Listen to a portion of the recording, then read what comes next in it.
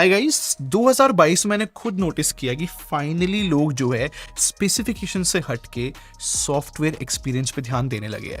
मतलब मैंने इतने रिव्यूज बनाए, आप लोग को बग्स बताए अलग अलग तरीके के जो हर एक यूआई के अंदर आ रहे हैं, हर एक फोन के अंदर आ रहे हैं। और ये बहुत अच्छी न्यूज है कि फाइनली हम लोग जो है एंड्रॉयड यूआई पे भी ध्यान दे रहे हैं, क्योंकि सिर्फ स्पेसिफिकेशन से काम नहीं चलता। तो मेरे सामने ना सारे ब्रांड के फोन रखे हुए हैं। आज मैं आपको बताऊंगा मेरे हिसाब से बेस्ट एंड्रॉयड यूआई कौन सी है और किन यूआई को वर्क करने की बहुत ज़्यादा नीड है। वैसे ऐसा नहीं कि रैंकिंग मतलब मैंने ऐसे ही क्रिएट कर दी सिर्फ अपने ओपिनियन पे, थोड़ा सा फैक्चुअल भी रखा है, जैसे कि ब्रांड जो है कितना रेगुलरली सॉफ्टवेयर अपडेट दे रहा है, क्या प्रॉमिस किया इन्होंने कि कितने मेजर सॉफ्टवेयर अपडेट वो देगा एक फ़ोन को, या फिर कि कितने साल के सिक्योरिटी पैच अपडेट होंगे। मतलब सब कुछ फॉर्मुलेट करके मैंने रैंकिंग बनाई है, सब कुछ बताऊंगा। स्टार्ट करने से पहले बता दूं, मेरा नाम है संजय, चैनल का नाम है टेक बार। मेरी कोशिश रहती है कि आपके टेक खरीदने का एक्सपीरियंस है ना बहुत बेटर हो जाए, तो आप सब्सक्राइब कर लो, साथ में बेल आइकन जरूर प्रेस कर लेना। तो गाइस रेडी हो, क्योंकि मैं सीधा स्टार्ट करने वाला हूं नंबर 1 रैंक से, जो मुझे फील हुआ ओवर टाइम। अब ये है सैमसंग की वन यूआई। मतलब चाहे आप इनके सस्ते फोन देख लो या फिर महंगे, वन यूआई बहुत स्टेबल लगी मेरे को। सैमसंग ना एक जनरल पैटर्न फॉलो करता है, जो इनके महंगे फोन होते हैं ना उनको 4 साल के मेजर सॉफ्टवेयर अपडेट देता है और 5 साल के सिक्योरिटी पैच अपडेट। और ये सेम बात मैं ए सीरीज के लिए भी बोल सकता हूँ, जो लेटेस्ट आए थे ना A73। और अगर मैं एम सीरीज की बात करूं तो सैमसंग प्रॉमिस करता है 2 साल के मेजर सॉफ्टवेयर अपडेट और 4 साल के सिक्योरिटी पैच अपडेट, जो कि मतलब बजट के हिसाब से रिस्पेक्टेबल है। मेरे हिसाब से बहुत बड़ा प्रॉमिस है सैमसंग की तरफ से इतना ज्यादा सॉफ्टवेयर अपडेट देना, क्योंकि जब पहले वाले फोन आते थे सैमसंग के, चाहे वो A सीरीज हो या जो S10 सीरीज आई थी, उनमें जो है 3 साल के प्रॉमिस करता था सैमसंग। और ऐसा भी नहीं कि सैमसंग ने झूठा प्रॉमिस करा हो, फॉर रियल। चाहे वो सैमसंग के M13 की बात कर लो या फिर फोल्डेबल S सीरीज, जो भी इनके महंगे फोन आते हैं, सबको एंड्रॉइड 13 मिल चुका है, और ये बड़ी बात है। और कोई भी एंड्रॉइड यूआई ना इनकम्प्लीट है अगर उसके अंदर अच्छे फीचर्स ना हो, अच्छी कस्टमाइजेशन ना हो। वन यूआई के अंदर ये भी बहुत सॉर्टेड है। अगर मैं कमियों की बात करूं ना, मुझे ऐसा फील हुआ सैमसंग के फोन है ना, जब आपकी स्टोरेज बहुत ज्यादा भर जाती है तो वो हैंग करने लगते हैं, तो हमें स्टोरेज खाली रखनी मतलब पड़ती ही है। बाकी मैं आप लोग के कमेंट्स भी पढ़ता रहता हूँ। सैमसंग की F सीरीज M सीरीज होती है ना, उनमें हियर एंड देयर बग्स दिखते हैं लोगों को। वैसे इस महंगे वाले फोनों में इतने बग्स नहीं आते, बट स्टिल इन सब के बाद भी वन यूआई सबसे प्रॉमिसिंग मुझे साउंड हुई। अब नंबर 2 रैंक की बात करते हैं, और ये मैं देना चाहूंगा पिक्सल फोन्स को। अब इनमें ना पिक्सल यूआई होती है, और मैं सिंपली बोलूंगा फास्ट और क्लीन एक्सपीरियंस होता है एंड्रॉइड वर्ल्ड के अंदर। मुझे बहुत अच्छा लगता है यार। और अगर मैं अपडेट पॉलिसी की बात करूं तो गूगल प्रॉमिस करता है कि 3 साल के मेजर सॉफ्टवेयर अपडेट देंगे और 5 साल के सिक्योरिटी पैच अपडेट। और हाँ यार, गूगल का फोन है तो ये 4 साल के मेजर सॉफ्टवेयर अपडेट प्रॉमिस कर सकते थे। मुझे लगता है कि इतना बड़ी बात होती है गूगल के लिए। सच बोलूं तो जनरल क्रिटिसिज्म हमेशा गूगल सुनता हुआ आया है, लेकिन मैंने ना एक फैक्ट देखा, जैसे कि सैमसंग है ना, ये S22 अल्ट्रा एंड्रॉइड 12 पे आया था और 4 साल बाद ये एंड्रॉइड 16 पे होगा। और अगर आप पिक्सल 7 प्रो को देखते हो तो ये एंड्रॉइड 13 पे आया था और 3 साल बाद ये भी एंड्रॉइड 16 पे ही होगा। तो एक तरीके से दोनों सेम लेवल पे ही है। 5 साल के सिक्योरिटी पैच अपडेट तो दोनों को ही मिल रहा है। और पिक्सल फोन को एक तो बहुत बड़ा एडवांटेज रहता है कि कोई भी लेटेस्ट एंड्रॉइड आया तो सबसे पहले पिक्सल फोन को मिलेगा। एक चीज को मैं बढ़ा चढ़ा के बोलना चाहूंगा, पिक्सल फोन की एक खास बात है कि ये फोन अगर 90% स्टोरेज भी इनकी भर जाए ना, तब भी ये हैंग नहीं करते, थोड़ा सा भी मतलब इनमें एयर प्रॉब्लम नहीं आती। वैसे इस पिक्सल 7 प्रो के साथ ना एक फोटो अनब्लर वाला फीचर आया था, जो कि पुरानी फोटोज को बहुत अच्छे से शार्प कर रहा था। ऐसे ना बहुत अमेजिंग फीचर्स जो है पिक्सल यूआई को मिलते रहते हैं क्वार्टरली, तो भाई वो और अमेजिंग चीज है। मतलब देखो, क्रिटिसिज्म की कोई ऐसा सच बात नहीं है इस यूआई के अंदर। और अब बात करते हैं नंबर 3 रैंक की, जो कि मैं श्योर हूं बहुत लोग डिसएग्री करेंगे, बट मेरे पास इसका भी लॉजिक है।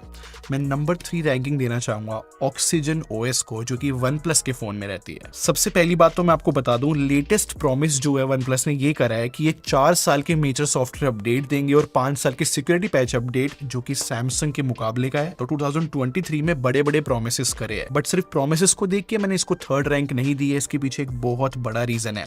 मैंने ना OnePlus 10T यूज करा था, और एक चीज पे एग्री कर लेते हैं कि जो ऑक्सीजन ओएस है ना, वो कलर ओएस ही है, बस उसमें हियर एंड देयर चेंजेस किए OnePlus ने। बट स्टिल जो OnePlus 10T के अंदर सॉफ्टवेयर एक्सपीरियंस था ना ऑक्सीजन ओएस का, वो नेक्स्ट लेवल था। इतना ज़्यादा स्मूथ, बिल्कुल बग फ्री एक्सपीरियंस मुझे फील हुआ और इतना फ्लूइड था कि यार मेरे को नंबर 3 ना देना ठीक नहीं लगा। और हम भूल नहीं सकते यार, बहुत सारे महंगे फ़ोन भी आए हैं, जैसे कि iQOO 11 है, इसमें ब्लोटवेयर भरा हुआ है, 60,000 का ये फ़ोन है, इसमें एड्स तक है।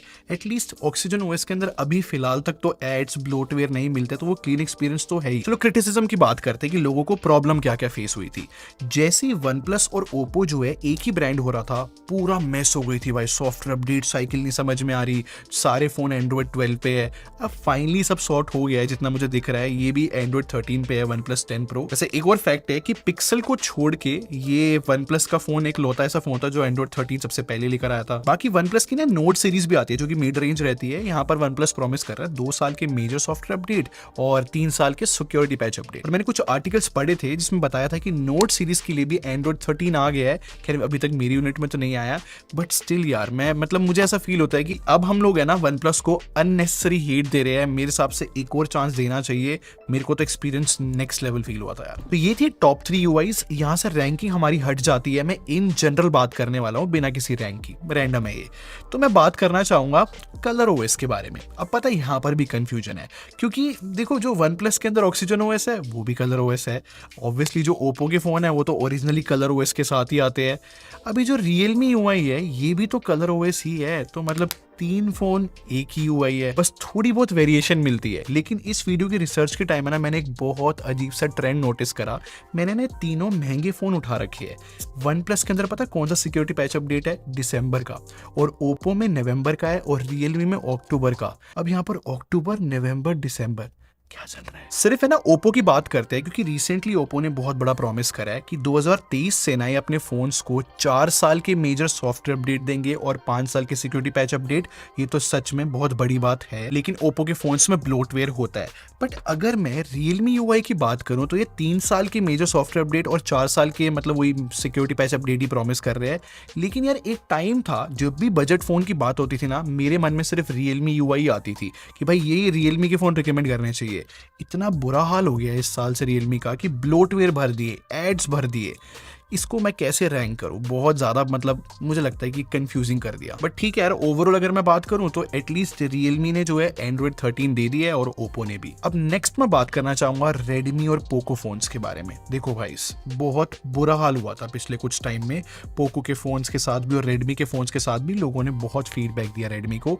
बट अब यहाँ पर गुड न्यूज तो ये है कि रेडमी और पोको दोनों जो है बहुत इंप्रूव कर रहे हैं। मैंने खुद नोटिस करा है कि एड्स खत्म हुए, ऊपर से ब्लोटवेयर भी बहुत लिमिटेड से कर दी है, तो ये चीज सब कुछ ठीक है।